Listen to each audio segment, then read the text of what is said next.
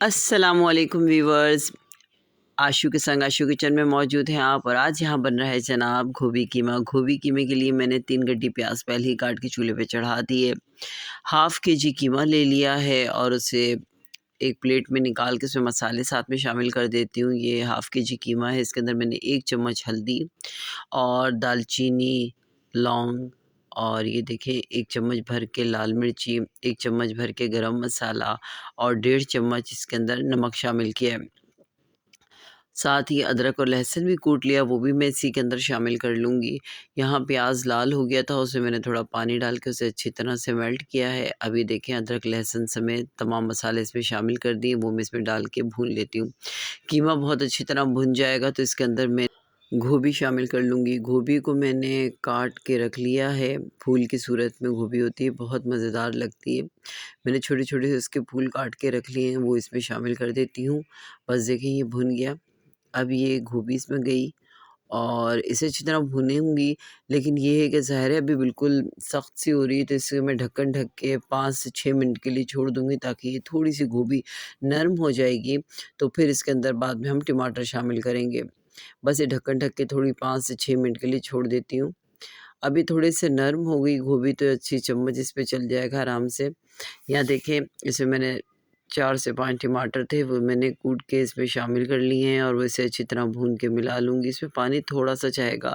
हाँ, अगर कोई थोड़ा शोरबे वाला कीमा खाता हो तो वो फिर इसमें ज़्यादा पानी जा सकता है, वरना कीमा चावल जो हम खाते हैं तो वो थोड़ा भुना-भुना हो तो वो मज़े ज़ायकेदार लग रहा होता है। बस अब मैं इसे थोड़ी देर के लिए ढक्कन ढक के रख दूँगी ताकि ये अच्छी तरह से गल जाए कीमा और गोभी। कीमा तो चिकन का आपको पता ही है बहुत आसानी से गल जाता है एक भाप के अंदर ही, लेकिन जो गोभी है वो थोड़ी सख्त होती है, तो उसे हम अ, 10 से 15 मिनट रख दें तो अच्छी तरह नरम हो जाएगी। इसमें मैंने थोड़ा-सा पानी शामिल कर दिया है ताकि ये ज़रा अच्छी तरह से और मेल्ट हो जाए। अब देखिए यहाँ पर मैंने 15 मिनट इसे रखा था गलने के लिए। घी जो हमारी गोभी है वो बिल्कुल गल चुकी हुई है और कीमा भी बिल्कुल मर्ज हो गया है, तो बहुत अच्छा लग रहा है ये कीमा और गोभी इस तरह से।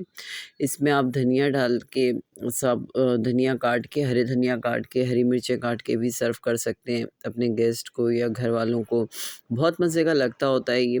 इसके अंदर इससे आगे कोई चीज़ नहीं जाएगी, इसमें शामिल नहीं कीजिएगा। ये बहुत मज़ेदार, ज़ायकेदार लगता है। बस सर्विंग के तौर पे आप धनिया जब आप सर्व कर रहे होते हैं, गार्निशिंग के तौर पे आप इसमें यहाँ पे हरा धनिया और हरी मिर्चें काट के शामिल कर लें और साथ में थोड़ी अदरक काट के इसके ऊपर सर्व करें। बहुत मज़ेदार, बहुत ज़ायकेदार लगता है। पराठों के साथ खाएँ, नान के साथ खाएँ और चावल के साथ तो समझे, चावल तो इसकी जान है, कीमा चावल।